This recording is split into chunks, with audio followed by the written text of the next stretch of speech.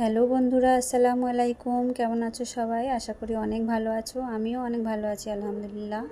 তো আজকে দেখো আমি বিফ কারি বানাবো। তো আলু ভাজা হয়ে গেছে, তেলের মধ্যে লং তেজপাতা দিয়ে দিয়েছি, আর এবারে পেঁয়াজ দিয়ে দিলাম। পেঁয়াজটা ভাজবো আমি।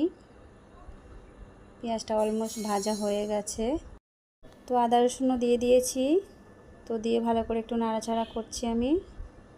তারপর বন্ধুরা মশলাগুলো দিয়ে দিলাম একে একে।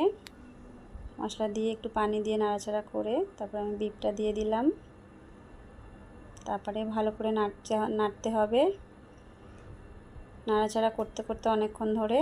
তারপরে তেল উঠে গেছে, এবার আমি পানিও দিয়ে দিয়েছি, ভাজা আলু দিয়ে দিলাম।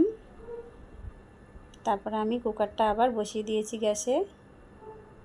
তো বন্ধুরা দেখো বিফ কারি রেডি। তো কেমন হয়েছে কমেন্ট করে অবশ্যই জানাবে। সুস্থ থাকবে, ভালো থাকবে, টাটা।